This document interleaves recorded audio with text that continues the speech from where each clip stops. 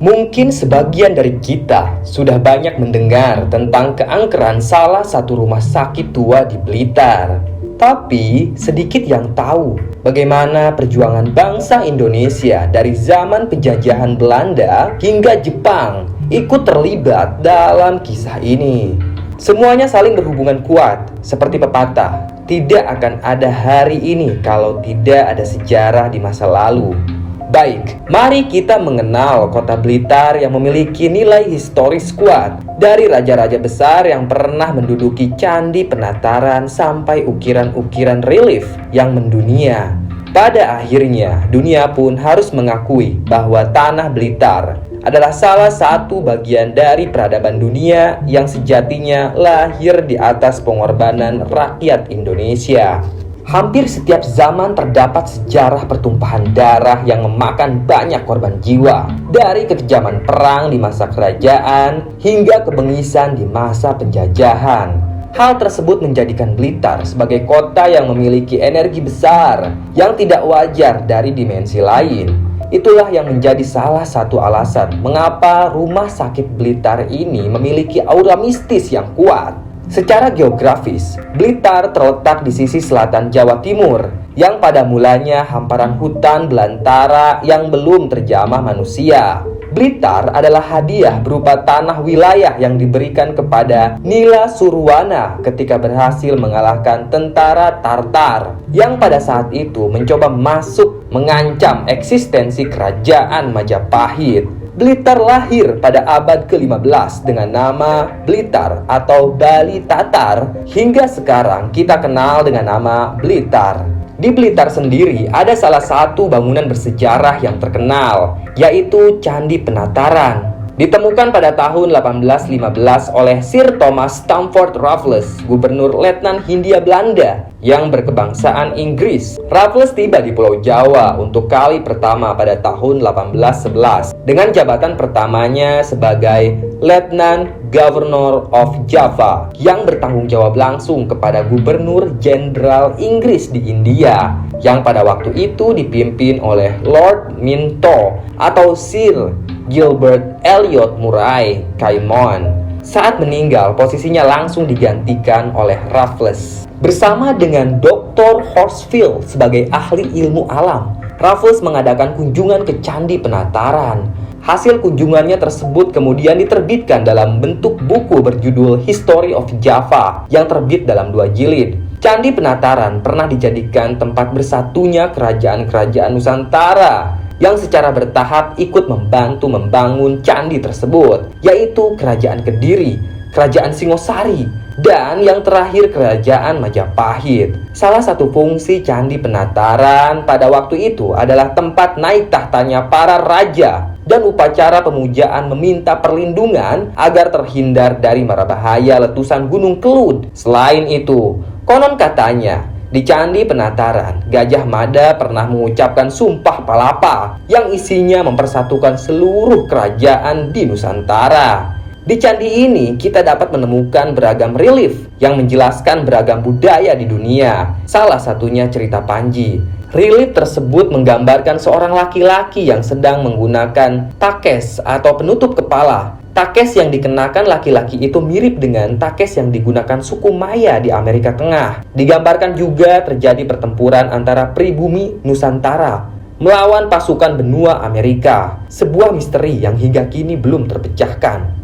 Bukti lainnya adalah ditemukannya tanaman kaktus pada relief Candi Penataran. Kita tahu bahwa tumbuhan kaktus yang berasal dari benua Amerika pada saat itu belum masuk Indonesia.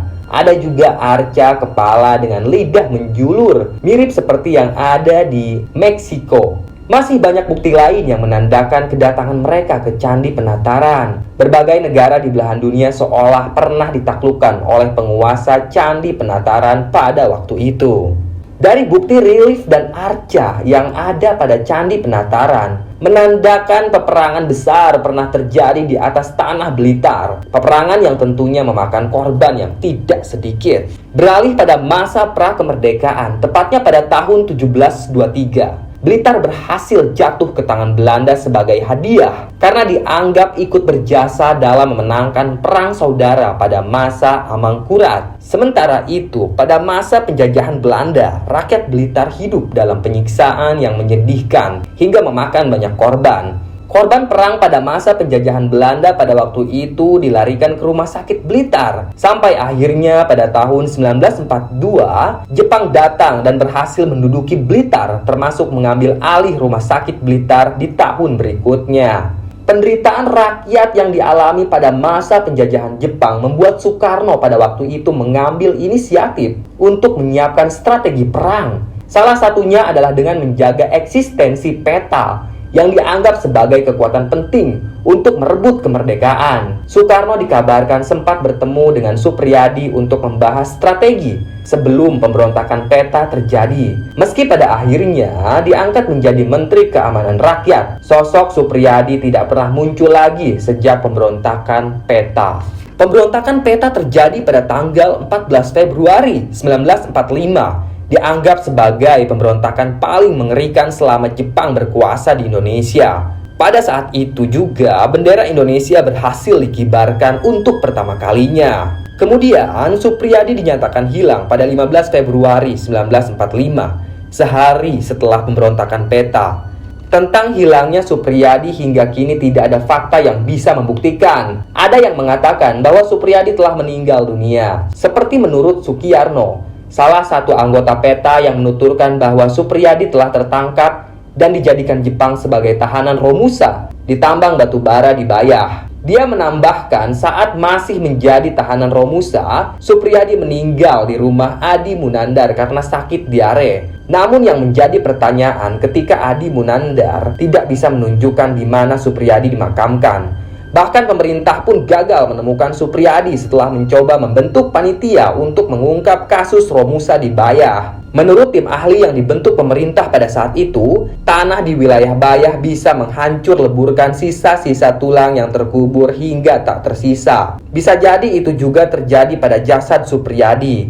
Seandainya tidak ada lagi saksi atau bukti yang menguatkan keberadaan Suprijadi, mungkin bisa kita simpulkan sendiri bahwa Suprijadi sudah dinyatakan meninggal dunia. Namun muncul beberapa orang saksi mengatakan bahwa Suprijadi masih hidup hingga saat ini.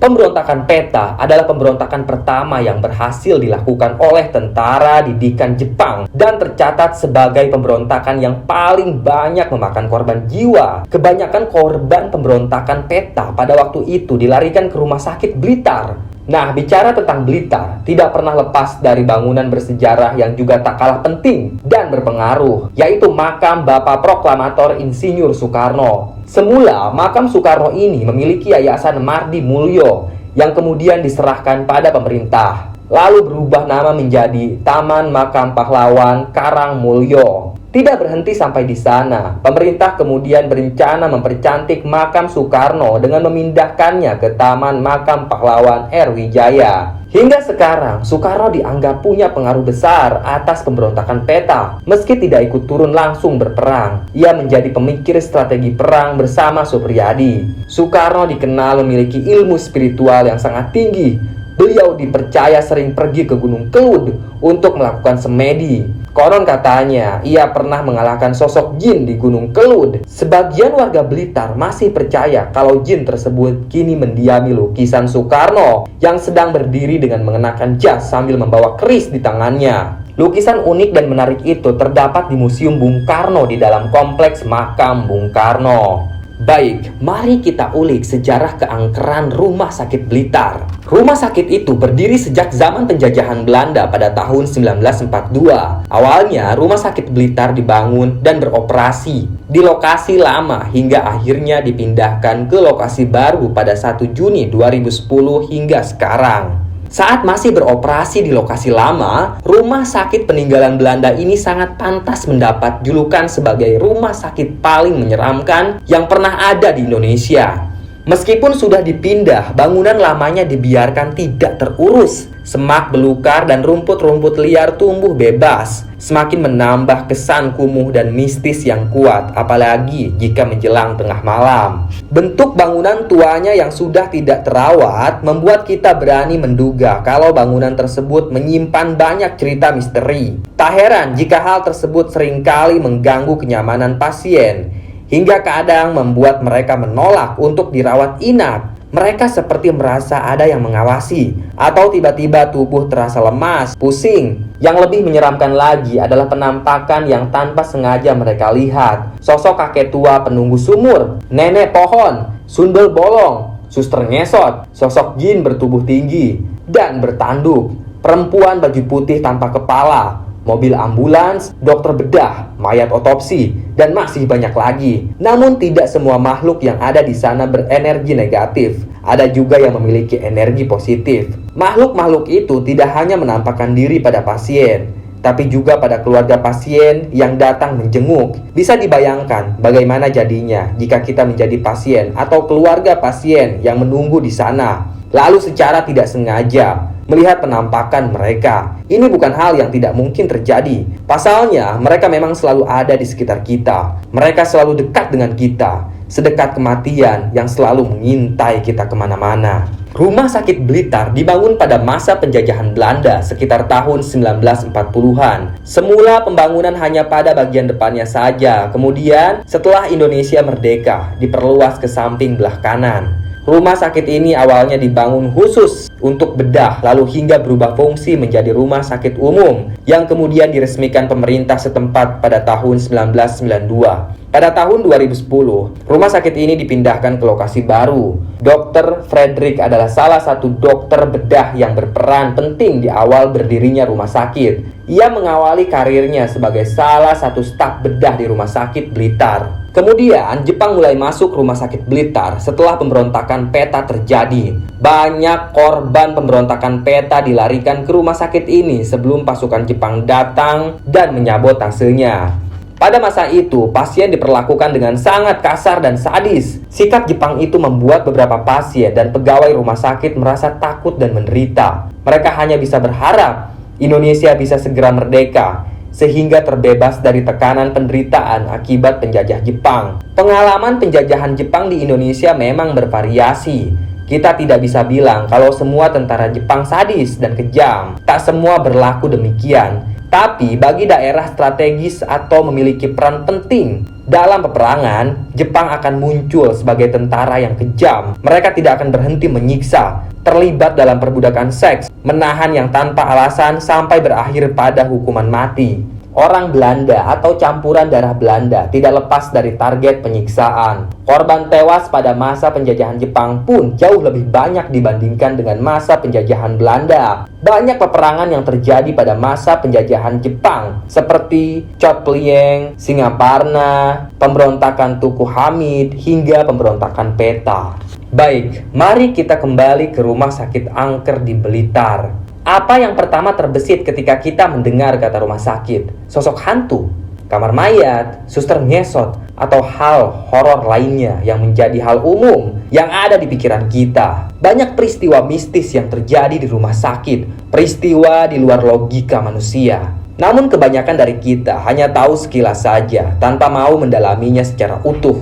Rumah sakit menjadi salah satu tempat yang paling sering bersinggungan dengan dimensi lain. Sebab ada perpindahan ruh dari proses kelahiran sampai kematian. Itulah mengapa rumah sakit dikatakan punya aura mistis yang kuat. Rumah sakit bukan tempat yang asing. Dari mulai tempat kita dilahirkan, dirawat inap, sekedar berobat, atau menjenguk kerabat dari yang sakit sampai meninggal dunia. Setiap rumah sakit punya cerita mistis yang berbeda-beda. Namun, korin di rumah sakit Blitar ini kebanyakan berasal dari kematian yang tidak wajar. Mereka kebingungan mencari tempat pulang, seolah mereka terjebak di dua alam yang berbeda. Tak perlu kita persoalkan kehadiran mereka di sana. Yang terpenting adalah terus berdoa demi kebaikan mereka dan menjaga sikap, perilaku, dan tutur kata agar sebisa mungkin tidak menyinggung mereka yang sejatinya sudah berada di alam yang berbeda. Pernah tidak kita membayangkan kalau nantinya kita akan menghembuskan napas terakhir di rumah sakit? Saat meninggal dunia, Roh kita akan mengikuti prosesnya di alam barzah. Jasad kita sudah pasti dikuburkan dalam tanah dan menjadi makanan cacing. Sementara korin kita akan tetap tinggal di tempat yang disukainya. Doa akan banyak dipanjatkan hingga isak tangis menjadi sering terdengar. Bisa jadi korin dari kita sendiri pun ikut menangisi kepergian ruh kita yang meninggalkan jasadnya. Kita sadar bahwa semua yang bernyawa akan kembali padanya. Kita juga sadar bahwa korin kita tidak akan selamanya bersama kita. Ada waktunya dia lepas dari jasad dan ruh kita. Kemudian punya kehidupan sendiri yang tidak akan pernah kita tahu akan seperti apa. Sebab itu, setiap rumah sakit memiliki aura kesedihan yang kuat, terutama bagian kamar mayat. Aura yang mengundang energi negatif untuk masuk dan mengisi kekosongan energi di sana. Maka dari itu, kita diminta selalu membiasakan diri untuk berdoa, meminta pertolongan dan petunjuk kepada Tuhan. Kamar mayat adalah salah satu contoh ruangan di Rumah Sakit Blitar yang memiliki energi negatif yang kuat. Begitulah sekilas sejarah dan keangkeran Rumah Sakit di Blitar. Semoga kita semua dapat terhindar dari gangguan makhluk halus. Sekian dari Mbah, tunggu cerita-cerita lainnya ya. Tetap sehat dan salam merinding.